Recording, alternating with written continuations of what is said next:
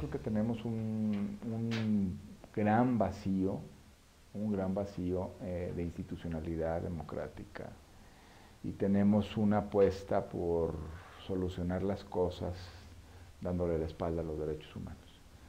Yo creo que es un discurso que justo ahora es absolutamente provocador y que además hay un cierto escepticismo, ¿no?, también en torno a él, en el sentido de que el Estado, me parece a mí, ha construido o permitido la idea de que la vigencia de los derechos humanos son una especie de estorbo a la seguridad pública, al combate al crimen, de estos lugares comunes que ya hemos tenido pues mucho que oír, ¿no?, durante meses y años, lamentablemente.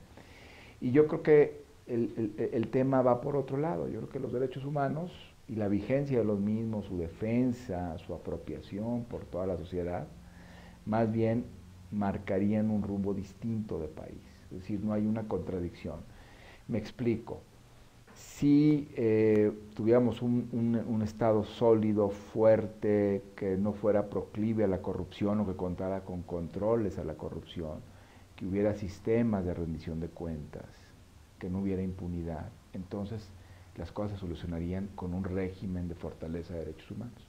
Pero como la estructura en los temas que rodean a la vida democrática de un país tan fracturados, me refiero otra vez, no hay rendición de cuentas, hay una altísima impunidad, no hay mecanismos de control a la autoridad, la corrupción es rampante, pues entonces se achacan la problemática a lo que parece más inmediato y más fácil de hacer, lo que es a la defensa de los derechos de los delincuentes, ¿no? Entonces yo creo que es un momento complicado en ese sentido, pero trabajado me parece que en varios frentes en este país. De alguna manera la sociedad civil organizada, algunos flancos de la iglesia, ¿no?, católica, algunos flancos de otras iglesias que se distinguen y que desgraciadamente son disidentes de sus jerarquías y de las visiones oficiales que son siempre muy apegadas al poder, ¿no?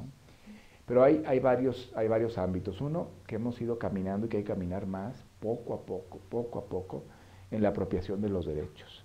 Este es un tema muy importante y que en México faltó desde el surgimiento del Estado mexicano. Es decir, el Estado mexicano surge amparándose en la idea de que es el mismo Estado quien otorga los derechos humanos y que los dosifica convenientemente para ciertos grupos, ¿no?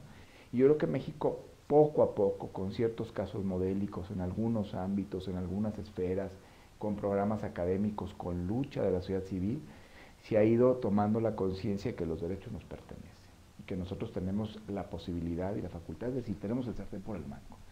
Y eso es un tema de inconsciente, ¿eh? O sea, el inconsciente colectivo es absolutamente autoritario. Y desmontar eso y decirle, no señor Estado, usted no decide cuáles y cómo, decido yo y usted tiene que respetarme. Ese es el gran problema.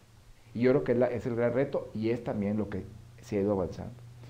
En segundo lugar, yo creo aprender a vivir en un país de distintos, heterogéneo.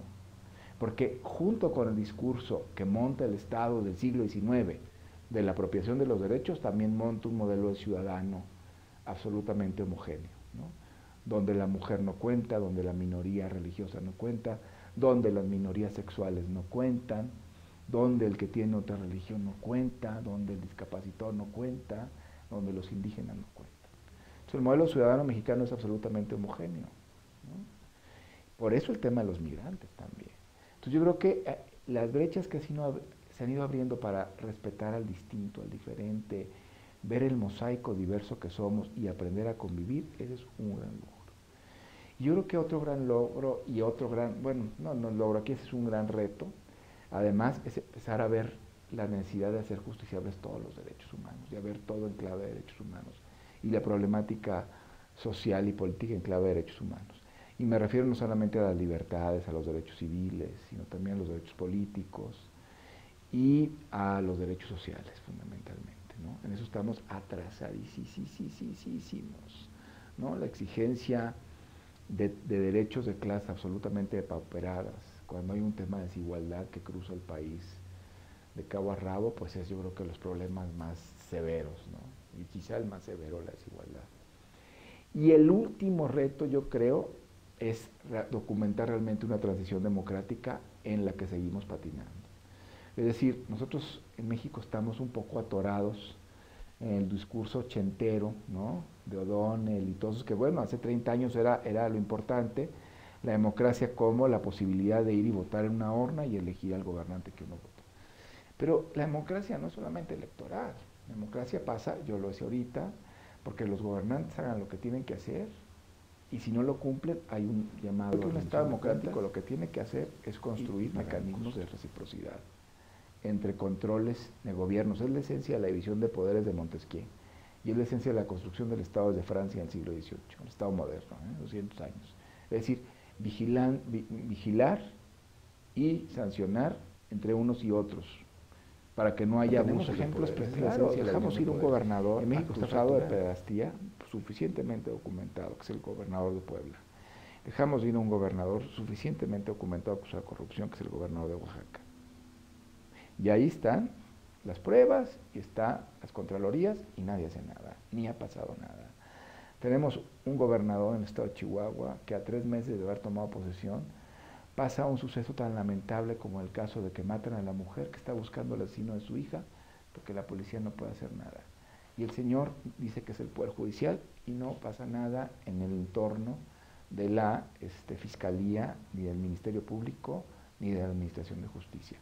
Entonces, yo creo que ahí hay un tema muy delicado y que ha merecido un tejido de complejidades que va más allá de los partidos y de varios sectores, que es un tejido legal, institucional, que evita, que ronda, va alrededor, pero no entra al fondo del tema de donde tenemos que destrabar en serio un sistema de controles y de rendición de cuentas. Yo creo que es un tema fundamental y tiene que ver con derechos humanos, por supuesto.